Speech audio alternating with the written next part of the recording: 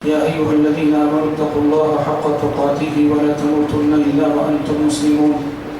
يا أيها الناس اتقوا ربكم الذي خلقكم من نفس واحدة وخلق منها زوجها وبث منهما رجالا كثيرا ونساء واتقوا الله الذي تساءلون به والأرحام إن الله كان عليكم رقيبا. يا أيها الذين آمنوا اتقوا الله وقولوا قولا سديدا يصلح لكم أعمالكم ويغفر لكم ذنوبكم ومن يطع الله ورسوله فقد فاز فوزا عظيما. أما بعد فإن خير الحديث كتاب الله وخير الهدي هدي محمد صلى الله عليه وسلم وشر الأمور محدثاتها وكل محدثة بدعة وكل بدعة ضلالة وكل ضلالة في النار. أعوذ بالله السميع العليم من الشيطان الرجيم من همزه ونفخه ونفسه. كل نفس ذائقة الموت وإنما توفون أجوركم يوم القيامة فمن زحزح عن النار وأدخل الجنة فقد فاز وما الحياة الدنيا إلا متاع الغرور.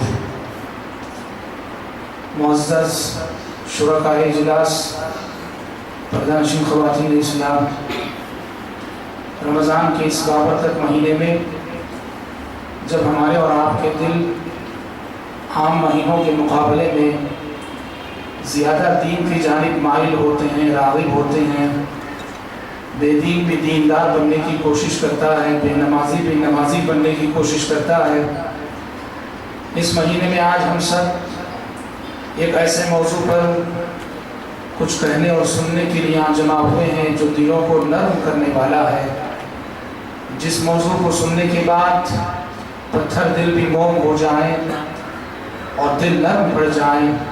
موت ایک خاموش نصیحت. حضرات، انسان کو اس دنیا میں جو زندگی دی گئی ہے وہ وقتی اور عارضی زندگی ہے.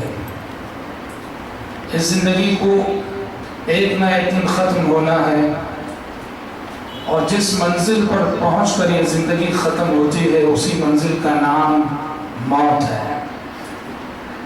جس انسان کو بھی زندگی کی نعمت ملی ہوئی ہے اسے موت کا کڑوا گھونٹ چاہتے ہوئے نہ چاہتے ہوئے ایک نہ ایک دن ضرور پینا ہے.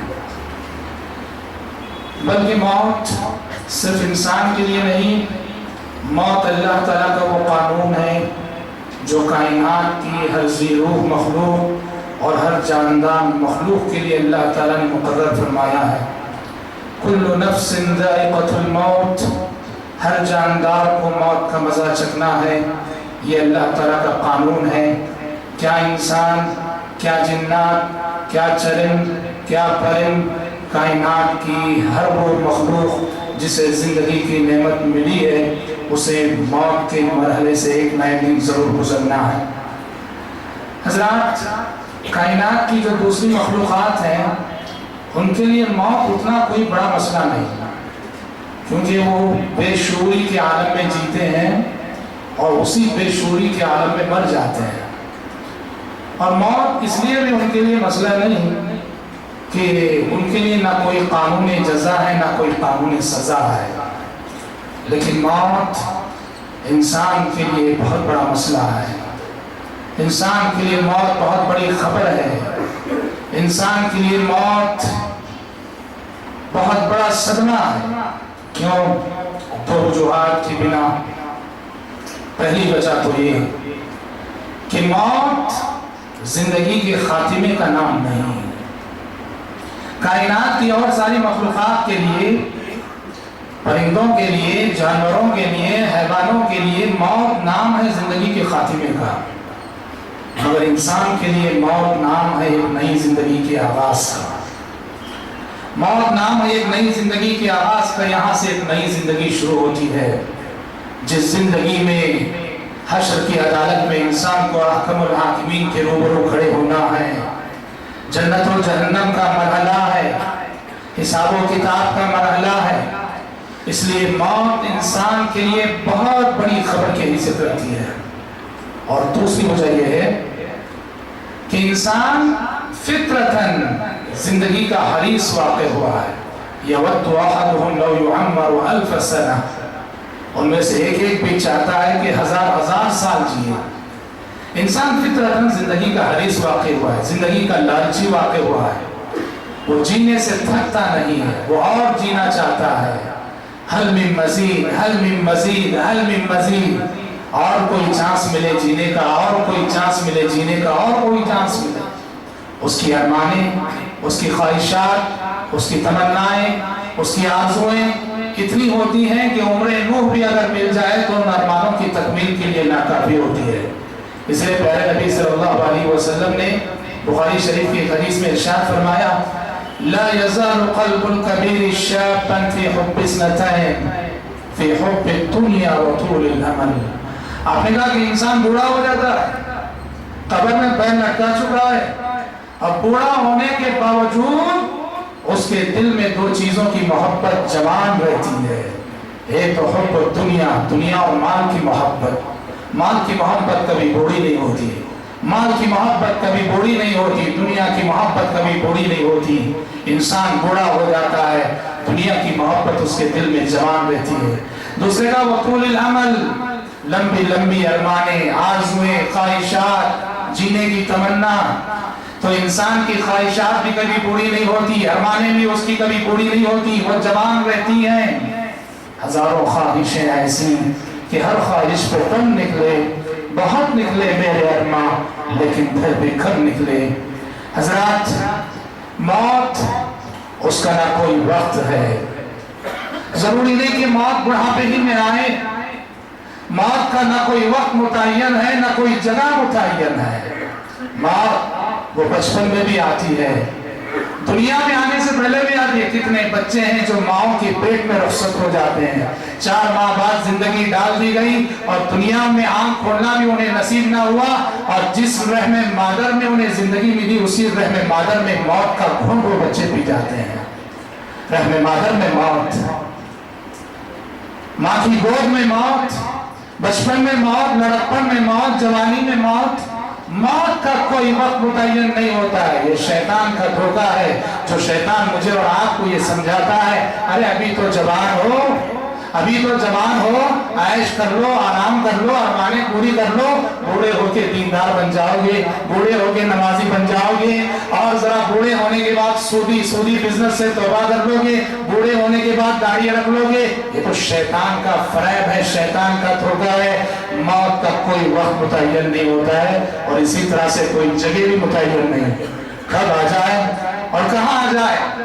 موت کب آ جائے، کہاں آ جائے، کسے آ جائے، کوئی دے نہیں سکتا۔ قرآن نے کہا وَمَا تَدْرِي نَفْسٌ بِأَيِّ أَرْضٍ تَمُوتُ، کوئی شخص نہیں جانتا کہ وہ کہاں مرے گا۔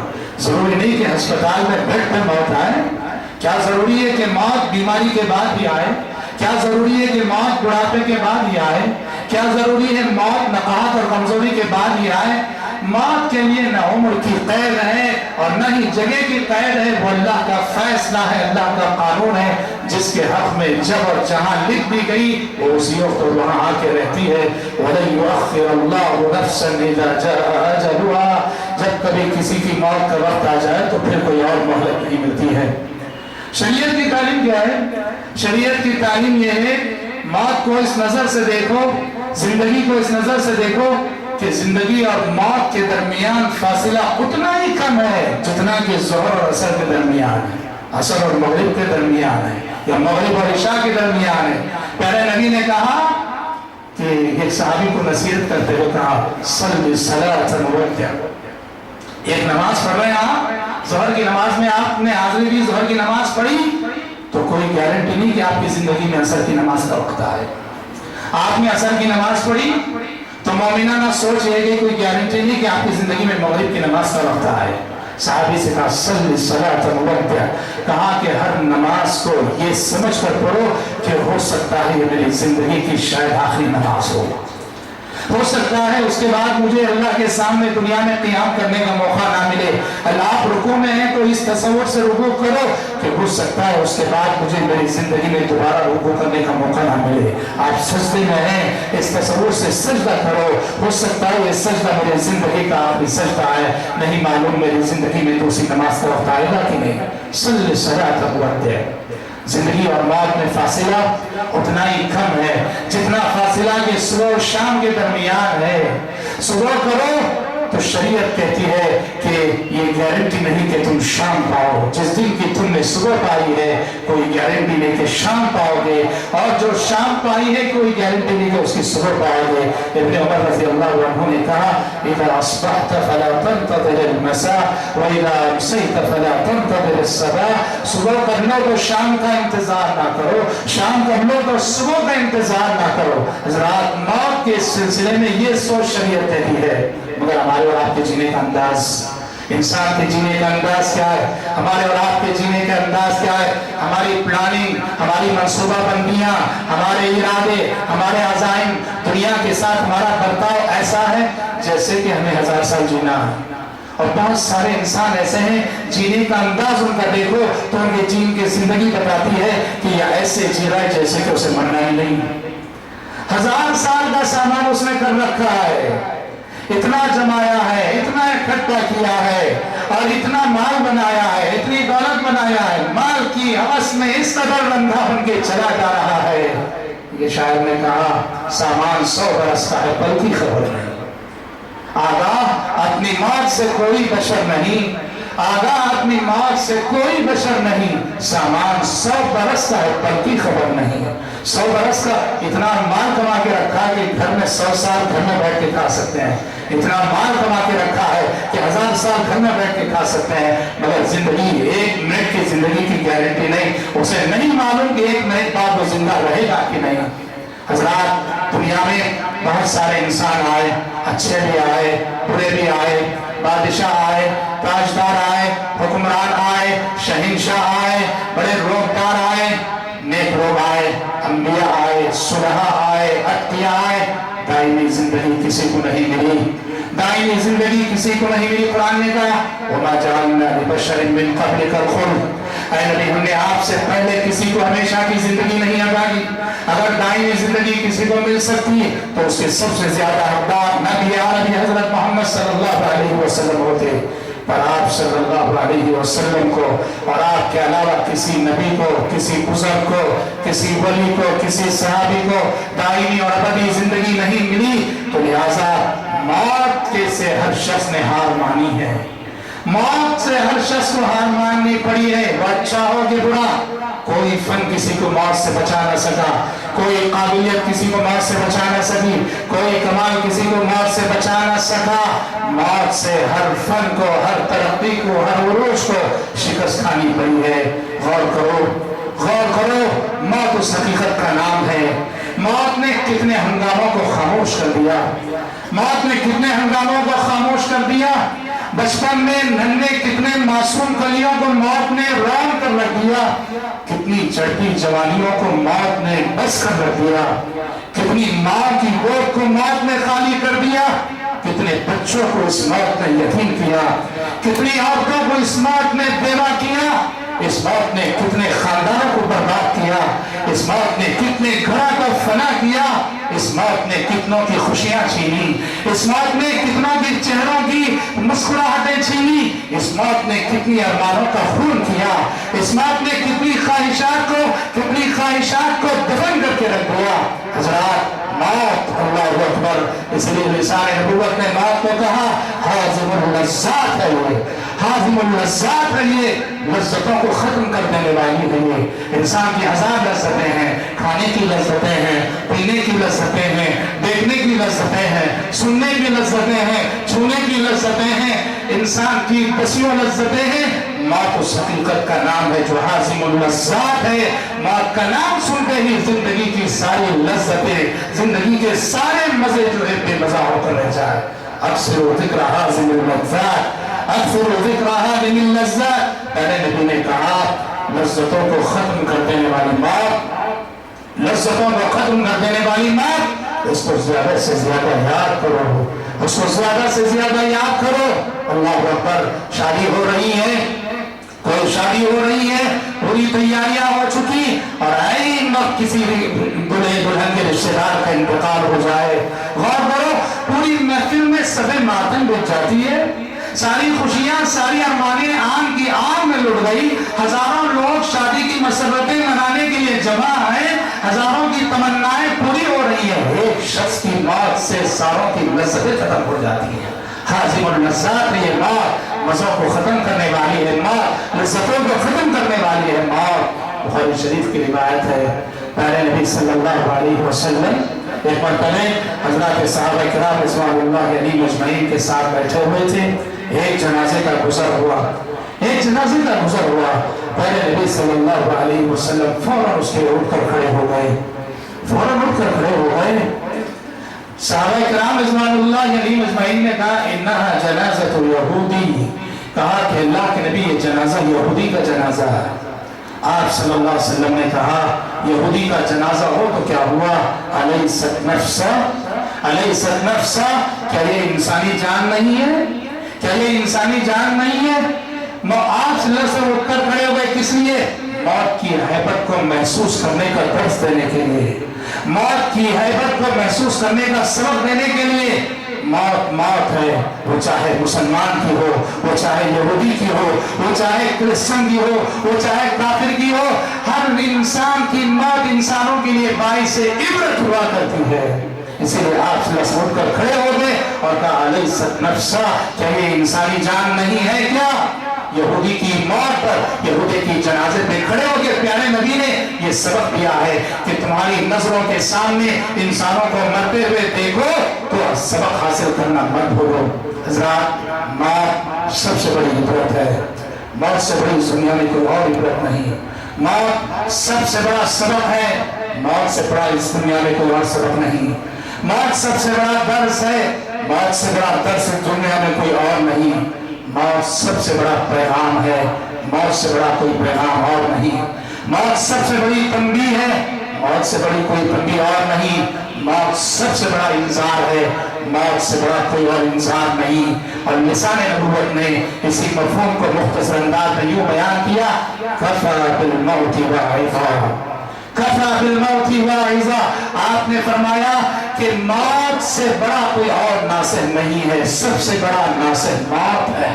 سب سے بڑا ناصح موت ہے, کیا مطلب ہے؟ کفا بالموت واعظا, موت سب سے بڑا ناصح ہے. نصیحت کے لیے موت کافی ہے, واعظ کے لیے موت کافی ہے. انسان ہزاروں درس سنتا ہے پر سدھرتا نہیں سمجھتا, ہزاروں بیانات سنتا ہے, سدھرتا نہیں سمجھتا نہیں. سینکڑوں جمعہ کے خطبے سنتا ہے, سدھرتا نہیں سمجھتا نہیں. نصیحتیں ہوتی ہیں, علماء کو علماء نصیحت کرتے ہیں, سمجھاتے ہیں, فلاں نے نصیحت کی. کتنی نصیحتیں, کتنے درس, کتنے بیانات سنتا ہے مگر سمجھتا نہیں. لیکن یہی انسان جسے 100 خطبوں نے سنبھالا نہیں, جسے 1000 نصیحتوں نے سدھارا نہیں, جب اس انسان کے گھر میں کسی کی موت کا حادثہ ہو جاتا ہے, ایسی عبرت کو پکڑتا ہے, اور رشتہ دار اور اعزاء و اقارب اور دوست و احباب کی موت کا حادثہ اس کے دل کی بنیاد کو اس قدر بدل کے رکھ دیتا ہے کہ جس انسان کو 1000 بیانات بدل نہ سکے, اس انسان کو ایک انسان کی موت نے بدل کر رکھ دیا. کتنے واقعات ہیں. آپ نے مشہور کرکٹر ہے, جی ہاں, پاکستان کا سعید انور, آپ جانتے ہیں, جی ہاں, بہت مشہور کرکٹر سعید انور, بہت نام تھا اس کا, بڑا ماہر کھلاڑی تھا وہ, بڑا ماہر کھلاڑی. اور سبحان اللہ, آپ جانتے ہیں یہ جو کرکٹرز ہیں, فلمی اداکار ہیں, ان کی عیاشیاں کیسی, ان کا آرام کیسا, ان کی راحت کیسی, ان کا عائش کیسا, ہر چیز میسر ہے, ہر چیز میسر ہے. آپ جانتے ہیں کہ اس کرکٹر کی زندگی میں کیسی تبدیلی آئی. اچانک سارا عائش, سارا آرام, سب کچھ اس نے جو سب کو ٹکرا دیا. کس لیے؟ اس کی ننھی معصوم بچی کو جب اس نے اپنی نظروں کے سامنے موت کا لقمہ بنتے ہوئے دیکھ لیا. اس کی ننھی معصوم سی بچی تھی جو اس کی نظروں کے سامنے موت کا لقمہ بن گئی. تڑپ تڑپ کر اس نے جان لیا تو دنیا دیکھے ہوئے انسان کو اس موت نے دنیا کی حقیقت بتا دی. اور آپ جانتے ہیں ایسے بدلا, اس نے اپنے گھر سے سارا ٹیلی ویژن, ڈش اور موسیقی کے جتنے آلات اسے امریکہ سے لا رکھے تھے, سب کو اس نے توڑ پھوڑ کر رکھ دیا اور پورا دیندار بن گیا. اس کی تصویر آپ یہ اتنی لمبی لانے چھوڑو گا. یہ تو میں نے بس ایک مثال جو آپ سب کے علم ہے, اس لیے میں نے وہ مثال دی. دسیوں مثالیں ہیں. کفا بالموت واعظا, कफ़ा बिल मौति वाइज़ा, मौत सबसे बड़ा नासिर है, मौत सबसे बड़ी नसीहत है, मौत सबसे बड़ा पैगाम है। जिसको मौत, जो मौत से नसीहत हासिल ना करे वो इंसान नहीं, वो पत्थर है। हज़रत बरा बिन आज़िब रज़ी अल्लाह अन्हु कहते हैं कि एक मरतबे की बात है, नबी करीम सल्लल्लाहु अलैहि वसल्लम कब्रिस्तान में बैठे हुए थे, एक सहाबी का इंतकाल हुआ था, तदफीन की तैयारी हो रही थी, कब्र अभी तैयार ना हुई थी, कब्र खोदी जा रही थी। प्यारे नबी सल्लल्लाहु अलैहि वसल्लम इंतजार में बैठ गए और हम भी नबी के अतराफ बैठ गए। फरमाते हैं आप सल्लल्लाहु अलैहि वसल्लम के हाथ में एक लकड़ी थी, एक छड़ी थी। आप सल्लल्लाहु अलैहि वसल्लम उस छड़ी के जरिए से जमीन को कुरैदने लगे, जमीन को कुरैदने लगे और आप सल्लल्लाहु अलैहि वसल्लम की आंखों से आंसू जारी है, रो रहे हैं। रावी हदीस कहते हैं हत्ता बल्ल सरा, रोए जा रहे आप सल्लल्लाहु अलैहि वसल्लम, हम सब खामोश बैठे हैं, अजीब सुकून तारी है हम सब पर। प्यारे नबी रोए जा रहे हैं, जमीन में छड़ी से जो कुरेदे जा रहे हैं और आपकी आंखों से इस कदर आंसू जारी है कि हत्ता बल्ल सरा, जमीन आपके आंसू से भीग गई, जमीन आपके आंसू से भीग गई। किस नसीहत के लिए? इस नसीहत के लिए कि आपने फरमाया या इख्वानी लिमिस्लि हादा फअइद्दू, या इख्वानी लिमिस्लि हादा फअइद्दू। ऐ मेरे भाइयों, प्यारे नबी अपने सहाबा से मुखातब हैं, सहाबा से मुखातब होकर कह रहे हैं या इख्वानी लिमिस्लि हादा फअइद्दू। ऐ मेरे भाइयों, आने वाले इस मरहले के लिए तैयार हो जाओ, आने वाले इस मरहले की तैयारी कर लो। खबर की मंजिल पे, खबर के इस अंजाम पर तुम्हें, हमें, हम में से हर शख्स को पहुंचना है। इस मंजिल पर पहुंचने से पहले ज़ाते सफर तैयार कर लो, तोशा तैयार कर लो। प्यारे नबी फरमाए जा रहे हैं और आपके आंसू इस कदर बह रहे कि जमीन भीग जा रही है।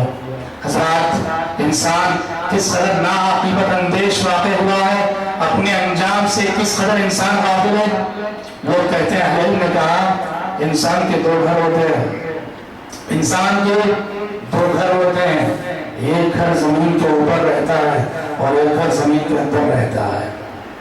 जमीन के ऊपर वाले घर में इंसान को 50 साल, 60 साल, 70 साल रहना है और जमीन के अंदर जो उसका घर है उसमें सदियां सदियां रहनी है, हजारों हजारों साल रहनी है। पर इंसान की गफलत देखो कि वो उस घर को बड़ा बनाता है, संवारता है जिस घर में उसे सिर्फ 60 और 70 साल की जिंदगी गुजारनी है। क्या उसके अरमाने, क्या उसकी ख्वाहिशात, क्या रंग करता है, रोगन करता है, ख्वाहिशात की पेंटिंग करता है, अपने घर के मंजर को खुशनुमा बनाता है, घर के अंदर कालीनें बिछाता है, आरामदेह सोफे उसने मुतय्यन कर रखे हैं, नर्म नर्म बिस्तरों का इंतजाम उसने कर रखा है, सारे कमरों को एसी के बना रखा है। जिस घर में 50, 60, 70 साल गुजारना है उसके लिए उतना एहतमाम, और कब्र की वो मंजिल और कब्र का वो कमरा, कब्र का वो घर जिसमें नहीं मालूम कितनी सदियां गुजारी है, उसे आबाद करने की इंसान कोशिश नहीं करता, उसे आबाद करने की इंसान कोशिश नहीं करता, उसे संवारने की इंसान कोशिश नहीं करता और उसे मुनव्वर करने की इंसान कोशिश नहीं करता। कब्र का घर आबाद होता है इबादत से, कब्र की मंजिल आबाद होती है नमाजों से, कब्र की मंजिल आबाद होती है रब पर ईमान लाने से, अल्लाह की तौहीद से, नबी पर ईमान लाने से, तिलावत कुरान से, रब के जिक्र से। इंसान जमीन पर रहने वाले घर को तो बड़ा आबाद करता है, संवारता है, पर जमीन के अंदर उसका जो घर है उसको संवारने से वो बड़ा गाफिल है। हज़रात, मौत की मंजिल पर इंसान दो रास्तों से पहुंचते हैं। कुछ इंसान हैं जो मौत की मंजिल पर इताअत और बंदगी के रास्ते से पहुंचते हैं, अल्लाह ताला की फरमाबरदारी के रास्ते से पहुंचते हैं, तौहीद और इत्तिबाए सुन्नत के रास्ते से पहुंचते हैं। और बहुत सारे इंसान ऐसे हैं जो मौत की मंजिल पर मासियत के रास्ते से पहुंचते हैं, गुनाह के रास्ते से पहुंचते हैं। जो शख्स मौत की मंजिल पर गुनाह और मासियत के रास्ते से पहुंचे, तबाही है उसके लिए, हलाकत है उसके लिए, बर्बादी है उसके लिए। पर वो बंदा मोमिन जो मौत की मंजिल पर इताअत और बंदगी के रास्ते से पहुंचता है, दीन और ईमान और अक़ीदे तौहीद के रास्ते से पहुंचता है, نماز صوم و صلات کے راستے سے پہنچتا ہے، خوش نصیب ہے وہ انسان، خوش نصیب ہے وہ انسان۔ پہلے انسان کے لیے معصیت و نافرمانی کے راستے سے پہنچنے والے انسان کے لیے موت کی منزل بہت کٹھن منزل ہے، مگر حضرات مومن کے لیے موت کی منزل بڑی پرسکون منزل ہے۔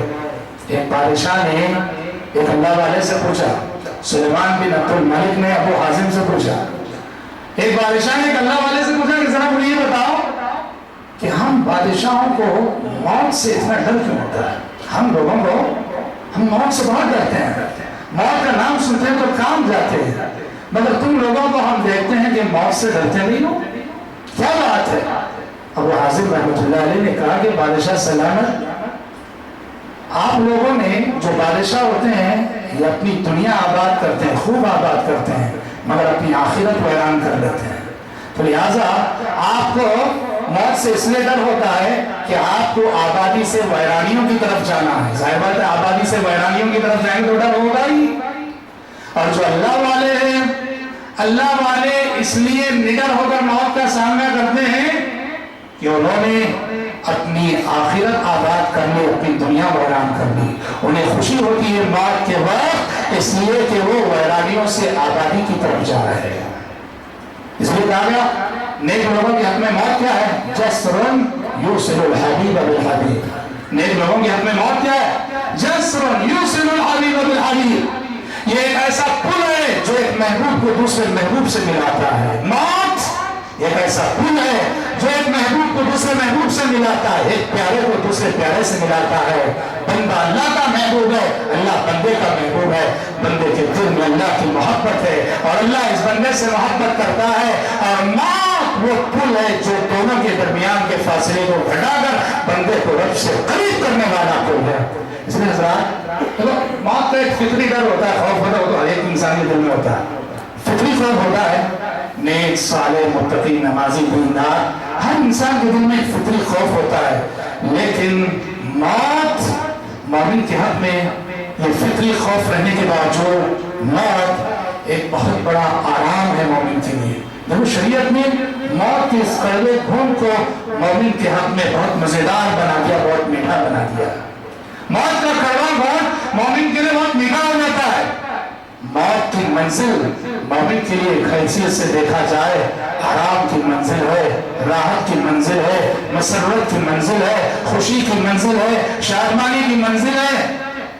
انسان جب موت کے فرشتوں کو دیکھا، نیک انسان ابھی روح نکل رہی ہے، موت کے فرشتوں پہ نظر پڑی، ادھر گھر والے ہیں، بیوی ہے، بچے ہیں، رشتہ دار ہیں، اعزاء ہیں، اقارب ہیں، بزنس ہے، کاروبار ہے، سب کچھ ہے، اور ادھر اللہ کے فرشتے، رحمت کے فرشتے آئے ہوئے ہیں ایک نیک انسان کی روح قبض کرنے کے لیے۔ حدیث کہتی ہے کہ وہ نیک انسان اس کی خواہش کیا ہوتی ہے؟ ادھر رحمت کے فرشتے بیٹھے، ادھر اس کی بیوی بچے فلاں سب رو رہے، اس کی خواہش کیا ہوتی ہے؟ اس کی خواہش آگے بڑھنے کی ہوتی، پیچھے ہٹنے کی نہیں۔ وہ آگے بڑھنا چاہتا ہے، رحمت کے فرشتوں کی جانب آگے بڑھنا چاہتا ہے۔ من احب لقاء اللہ احب اللہ لقاءہ۔ اس لیے دیکھو آپ صلی اللہ علیہ وسلم نے موت کی گھڑی کو خوشی کی گھڑی قرار دیا۔ آپ پڑھتے ہیں رمضان کے حوالے سے ایک حدیث آپ روز سنتے ہیں، للصائم فرحتان، للصائم فرحتان۔ روزے دار کے لیے دو خوشیاں ہیں، خوشی کے دو اوقات ہیں روزے دار کے لیے۔ ایک خوشی تو فرحت عند فطرہ، ایک خوشی تو جو افطار کے وقت صبح سے بھوکا تھا، پیاسا تھا، دسترخوان پہ بیٹھتا ہے، انواع اقسام کی نعمتیں دسترخوان پہ سجی ہیں، اللہ کی قسم ایک روحانی خوشی محسوس ہوتی ہے جب انسان افطار کے لیے بیٹھتا ہے۔ دوسری خوشی آپ نے کہا وَفَرْحَةٌ عِنْدَ لِقَاءِ رَبِّهِ، اور روزے دار کے لیے دوسری خوشی اس وقت محسوس ہوتی ہے جب اس کی زندگی میں رب سے ملاقات کی گھڑی کا وقت آتا ہے، موت کا وقت آتا ہے، روزے دار خوش ہوتا ہے اس وقت۔ یقین کرو تھوڑی تکلیف رہے گی، نزا کی تکلیف، سکرات کی تکلیف، لیکن یقین کرو ادھر آنکھیں بند ہوئی، ادھر ہماری نعمتیں شروع ہو گئی، انعامات شروع ہو گئے، جنت کی ہوائیں شروع ہو گئی، جنت کی۔ یقین کرو مومن کے لیے ایک حیثیت سے موت بہت بڑی بشارت ہے۔ جو نیک ہے، صحیح العقیدہ ہے، اللہ کا مطیع و فرما بردار بندہ ہے، اللہ اکبر، ادھر آنکھیں بند ہوئی، گھر والے رو رہے ہوں گے، غم میں ہوں گے، اور ادھر اس کی خوشیوں کا سلسلہ شروع ہے، اس کے آرام اور راحت کا سلسلہ شروع ہے۔ ابو قتادہ رضی اللہ عنہ کہتے ہیں کہ پیارے نبی صلی اللہ علیہ وسلم ایک مرتبہ آپ کی نظروں کے سامنے سے ایک جنازہ گزرا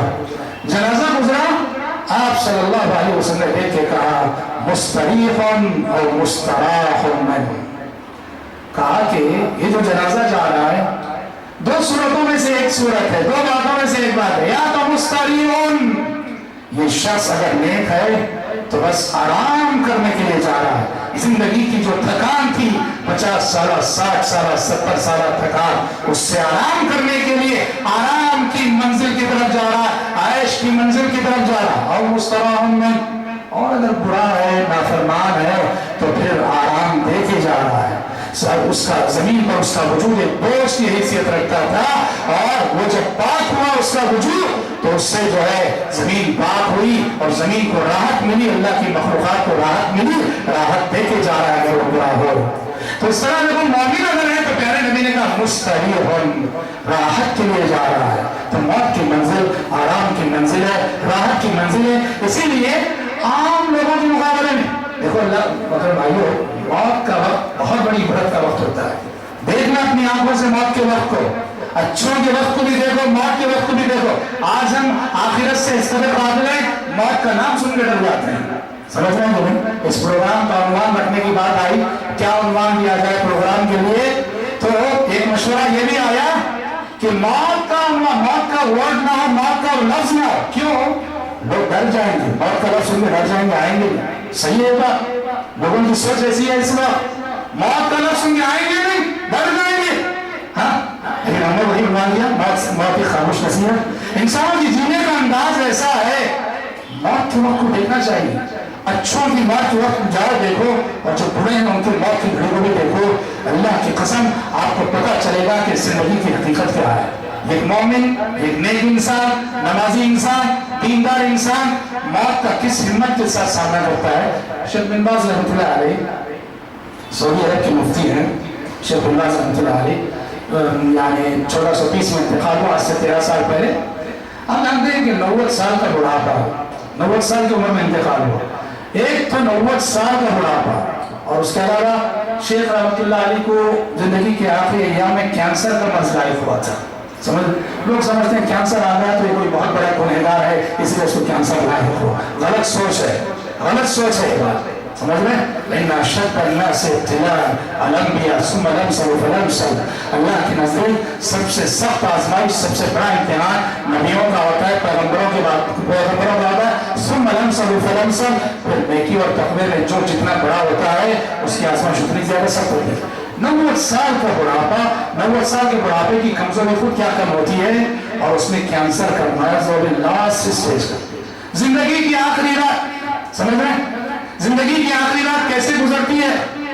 آخری بار ہسپتال لے جایا گیا شیخ کو، بہت تکلیف ہو رہی ہے، ہسپتال لے جایا گیا ڈاکٹر کے پاس، مطلب کچھ تسکین کے لیے کوئی ایسے انجیکشن تو دے دے کہ آرام مل جائے۔ ایسی حالت میں ہسپتال کی ایک نرس جو وہاں بازو پڑی تھی شیخ کے، اس کے بارے میں معلوم ہوا کہ وہ کرسچن ہے، اس حالت میں اس کو تبلیغ کرنا شروع کر دیا، دعوت دینا شروع کر دی، کہا کہ اسلام لا لو، اسلام لا لو، اللہ ایک ہے، توحید کی دعوت دینا شروع کر دی ہے، عیسیٰ علیہ السلام اللہ کے بندے، اس کے رسول ہیں۔ ہاں کس کا کتا ہے بتاؤ؟ یہ ہے شجاعت، یہ ہے بہادری، یہ ہے جوامردی، یہ ہے ہمت۔ یہ ہمت موت کی گھڑی میں، موت کی دہلیز پہ کہاں سے آئی کہ ایک نرس کو، غیر مسلم نرس کو دیکھ کے وہ جو ہے اس حالت میں بھی جو ہے سبحان اللہ تعالیٰ تو تبلیغ کا کام کرے۔ پھر گھر آئے، زندگی کی آخری رات 3 بجے روح قبض ہونے والی ہے، زندگی کی آخری رات، حسب معمول شیخ کی مجلس ہوتی تھی، فتویٰ وغیرہ تھی، عشاء کے بعد باقاعدہ بیٹھے، لوگ جمع ہوئے، لوگوں نے سوالات کیے، لوگوں کے سوالات کے جوابات ہوئے۔ سب سے آخری مسئلہ جو طلاق کا تھا جو شیخ سے پوچھا گیا، باقاعدہ اس کا فتویٰ دیے، گئے آرام کرنے کے لیے، رات 3 بجے روح قبض ہو گئی۔ غور کرو، کینسر جب لاسٹ اسٹیج میں ہوتا ہے، اگر آپ نے کسی پیشنٹ کو دیکھا ہو کیسا تڑپ رہا ہوتا ہے، اللہ محفوظ رکھے ہم سب کو، آپ سب کو، اللہ آمین۔ ایسے وقت میں بھی سبحان اللہ بیٹھ کر درس دے رہے ہو، پڑھ رہے ہو، پڑھا رہے ہو، یہ کون سا جگہ ہے؟ یہ کہاں سے مومن ہے جو موت کا جو ہے ہمت کے ساتھ سامنا کرتا ہے۔ امام ذہبی رحمۃ اللہ علیہ نے سعد بن ابی وقاص کے بارے میں لکھا رضی اللہ عنہ، سعد بن ابی وقاص رضی اللہ عنہ جلیل القدر صحابی ہیں، رشتے میں نبی کریم صلی اللہ علیہ وسلم کے معمول رکھتے ہیں۔ موت کا وقت آیا، حضرت سعد بن ابی وقاص رضی اللہ تعالیٰ عنہ کی موت کا وقت، تو ایک کپڑا نکالا حضرت سعد نے، کپڑا نکال کے گھر والوں کو دیا، کہا کہ میرے روح قبض ہو جائے تو اس کپڑے میں مجھے کفنانا، کفن دینا۔ کہا کس لیے؟ کہا کہ یہ وہ لباس ہے، یہ وہ کپڑا ہے کہ جنگ بدر میں جس دن کافروں سے ہم نے سامنا کیا تھا اس دن میں یہ لباس پہنے ہوئے تھا میں، اور جنگ بدر کے دن اللہ تعالیٰ نے اپنے نبی کے صحابیوں سے کہا تھا یا کہ اعملوا ما شئتم فقد غفرت لکم، آج کے بعد جو کرنا ہے کر گزرو، میں نے تمہارے حق میں بخشش لکھ دی ہے۔ کہا کہ یہ لباس میں نے اس دن پہنا تھا، اسی کپڑے میں مجھے کفن دینا۔ ان کے فرزند حضرت مصعب رضی اللہ عنہ، ان کی گود میں حضرت سعد بن ابی وقاص کا سر تھا، نزا کا عالم تھا، تکلیف ہو رہی تھی۔ حضرت مصعب سارو قطار رونے لگے، بیٹے تھے ضرورت ہے، سارو قطار رونے لگے۔ حضرت سعد کو تھوڑا سا افاقہ ہوا تو کہا بیٹے کیوں رو رہے ہو، کیوں رو رہے ہو؟ کہا پاجان آپ کی تکلیف کو دیکھ کر۔ کہا بیٹے رونا نہیں، یقین رکھو ان اللہ لن يعذبنی ابدا، بیٹے خوش ہو جاؤ، اللہ تعالیٰ تمہارے باپ کو کبھی عذاب نہیں دے گا، خوش ہو جاؤ، تمہارے باپ کو اللہ تعالیٰ عذاب دے گا۔ کیسے ان کو معلوم ہوگا، کیسے معلوم ہوگا کہ عذاب نہیں دے گا؟ اس لیے کہ وہ عشرہ مبشرہ میں سے، عشرہ مبشرہ میں سے وہ 10 صحابہ جنہیں پیارے نبی نے اس زندگی میں اپنی زبان سے جنت کی خوشخبری سنائی، ان میں سے ایک ہے عشرہ مبشرہ۔ اس لیے کہا بیٹے رونا نہیں، کیونکہ اللہ تعالیٰ تمہارے باپ کو عذاب نہیں دے گا، میں جنتی انسان ہوں۔ تو حضرات کہنا یہ ہے کہ موت کا فطری خوف تو ہوتا ہی ہے، لیکن موت کو ایک دوسرے زاویے سے مومنانہ نقطۂ نظر سے دیکھا جائے تو مومنوں کے حق میں، نیک انسانوں کے حق میں اللہ اکبر، بہت بڑی بشارت ہے، یہ بہت بڑی بشارت ہے۔ کافر جو سن کے کام اٹھتا ہے، لرز جاتا ہے۔ شریعت نے بہت امید دلائی، بہت امید دلائی، بہت امید دلائی شریعت نے۔ آپ نے فرمایا ایک حدیث میں لا يموتن احدكم الا وهو يقسم بالله الصادق۔ دیکھو شریعت مومنوں کو، مطیع و فرما بردار لوگوں کو، مسلمانوں کو کتنی امید دلا رہی ہے۔ کہا لا يموتن احدكم الا وهو يقسم بالله الظن۔ آپ نے کہا تم میں سے کسی کو بھی موت آئے تو اس حال میں آئے کہ وہ اللہ تعالیٰ کے ساتھ حسن ظن رکھتا ہو، یعنی موت کے وقت اللہ سے حسن ظن رکھنا چاہیے۔ حسن ظن کا مطلب کیا ہے؟ حسن ظن یہ کہ اللہ تعالیٰ سے یہ گمان رکھنا چاہیے موت کے وقت کہ اللہ تعالیٰ ہمارے گناہوں کو معاف کرے گا اور ضرور ہمیں جنت دے گا، اور ہمارے جتنے گناہ اللہ معاف کرے گا۔ حسن ظن کی کیفیت ہونا چاہیے۔ امام نووی لکھتے ہیں کہ صحت کی حالت میں، تندرستی کی حالت میں خوف غالب رہنا چاہیے، ڈر، اللہ پکڑے گا، اللہ عذاب دے گا جب ہم صحت مند رہتے ہیں، لیکن موت کے وقت خوف پر رجا کا پہلو غالب ہونا چاہیے کہ اللہ بہت معاف کرنے والا ہے، مہربان ہے، وہ ضرور میرے گناہوں کو معاف کرے گا، جنت دے گا۔ ترمذی کی روایت ہے، حضرت انس رضی اللہ عنہ راوی ہے کہ نبی کریم صلی اللہ علیہ وسلم ایک صحابی کے پاس گئے، نزا کا وقت تھا، سکرات کا وقت تھا۔ آپ صلی اللہ علیہ وسلم نے پوچھا کہ کیا خیالات تمہارے دل میں آ رہے ہیں، خود کو کیسے محسوس کر رہے ہو، کیا احساسات تمہارے دل میں آ رہے ہیں؟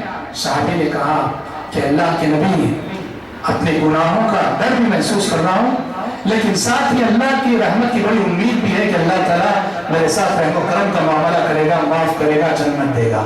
پیارے نبی صلی اللہ علیہ وسلم نے کہا جس انسان کی بھی، جس مومن کی بھی موت کے وقت یہ کیفیت ہو، گناہوں کا خوف بھی ہے لیکن ساتھ ساتھ اللہ کی رحمت سے امید بھی رکھے ہوئے کہ اللہ معاف کرے گا، تو اللہ تعالیٰ ایسے شخص کے گناہوں کو معاف کر دے گا، اور جس رحمت کی امید وہ کیے ہوئے ہے اس رحمت کو کے سائے میں اللہ تعالیٰ اسے جگہ دے دے گا۔ تو شریعت نے ہمیں اور آپ کو بہت امید دلائی ہے، بہت امید دلائی ہے، اور موت کے اس کڑوے دھول کو شریعت نے اپنی تعلیمات کے ذریعے سے ہمارے اور آپ کے حق میں جو ہے میٹھا بنا دیا ہے۔ حضرات یہ امت، اس امت کے سلسلے میں پیارے نبی صلی اللہ علیہ وسلم کا فرمان ہے کہ اس امت کی عمر کا جو اوسط ہے، اس امت کی جو میجارٹی ہے، اس کی عمر کیا ہے؟ 60 سے 70۔ سمجھ رہے ہیں؟ 60 سے 70۔ اعمار امتی ما بین 60 الی 70، تاکہ میری امتیوں کی عمر 60 اور 70 کے درمیان، اس امت کی میجارٹی کثیر تعداد اس عمر میں مرے گی۔ وَقَلِيلٌ مَّن يُجَاوِزُ، ہاں بہت تھوڑے لوگ ہیں جو 70 کراس کریں گے، 70 کے بعد بھی جینے والے رہیں گے اس امت میں، مگر پیارے نبی نے کہا ان کی تعداد بہت تھوڑی رہے گی۔ 60 سال کی زندگی 70 سال کی زندگی بڑی مختصر زندگی، خصوصاً اس وقت ہم نے، آپ نے، میں نے، آپ نے جس زمانے میں آنکھ کھولی ہے، جانتے ہیں کیسا زمانہ ہے؟ یہ وہ زمانہ ہے جسے حدیث میں تقارب زمان کہا گیا ہے۔ تقارب زمان کا زمانہ یہ جب سال مہینوں کی مانی گزریں گے، آپ نے کہا اس نبی صلی اللہ علیہ وسلم نے کہا قیامت سے پہلے زمانے کی رفتار اتنی تیز ہو جائے گی، سال مہینوں کے حساب سے گزریں گے، مہینے ہفتوں کے حساب سے گزریں گے، ہفتے یوں گزریں گے جیسے دن گزر رہا ہو، دن یوں گزریں گے جیسے گھنٹے گزر رہے ہو۔ 60 سالہ زندگی یہ خود مختصر ہے، اور وہ بھی تقارب زمان کے اس زمانے میں 60 سالہ زندگی، یہ یقین کرو بہت مختصر زندگی ہے۔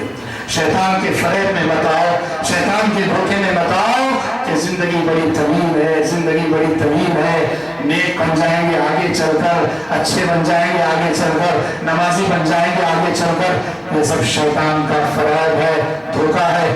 نیک بننا ہے تو ابھی بنو، نمازی بننا ہے تو ابھی بنو، داڑھی چھوڑنا ہے تو ابھی بنو، بڑھاپے کا انتظار نہ کرو، غلط عادتیں چھوڑنی ہے تو ابھی چھوڑو، مستقبل کا انتظار نہ کرو۔ یہ شیطان کا فریب ہوتا ہے جو شیطان انسان کو غافل کرنے کے لیے، اور یقین کرو کہ آج انسان پر ایسی غفلت سوار ہے، غفلت کے ایسے عالم میں اور غفلت کے ایسے ماحول میں آج کا انسان جی رہا ہے۔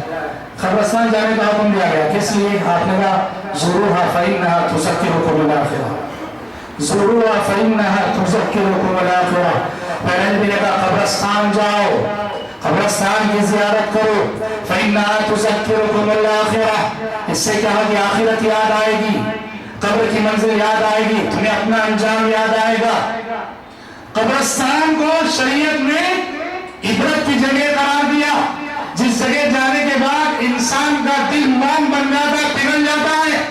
اور آج انسانوں پر ایسی غفلت طاری ہے، ایسی عبرت کی جگہ قبرستانوں میں جا کے گولی کھیلتے ہیں، قبرستانوں میں جا کے شراب پیتے ہیں، قبرستانوں میں جا کے گناہ کرتے ہیں، بدکاریاں کرتے ہیں۔ چنانچہ آج جانتے ہیں کہ آج کل جو قبرستان ہے، یہ قبرستان جرائم کے اڈے بنے ہوئے ہیں، بڑے بڑے مجرم جرم کرنا ہو تو وہاں جاتے ہیں۔ کیا چیز ہے؟ انسانوں پر، انسانوں کی آنکھوں پر غفلت کیسے پردے پڑے ہوئے آج، غفلت کیسے پردے پڑے ہوئے آج۔ اور یہ غفلت یقین کرو کہ انسان کو بہت بڑے انجام سے دوچار کرے گی۔ اسے غفلت کی نیند سے بیدار ہونا ہے، غفلت کی نیند سے بیدار ہونا ہے، ہوش کی آنکھوں سے کائنات کا مشاہدہ کرنا ہے، اور موت کی آنے والی اس منزل کے لیے تیاری کرنی ہے۔ شریعت نے قبرستان کی زیارت کے ساتھ ساتھ ہم سے کہا ہے بیماروں کی بھی عیادت کرو، مریضوں کی عیادت کرو۔ یہ جو بیماروں کی عیادت کا حکم ہے، ہم سے ایک پہلو سامنے رکھو، کیا ہے؟ عیادت کریں گے تو بیچارے بیمار کو تسلی ملے گی، اسے اس کے حق میں دعا دے سکتے ہیں، کچھ تسلی کے کلمات، صحیح ہے۔ لیکن وہاں دوسرا پہلو کیا ہے؟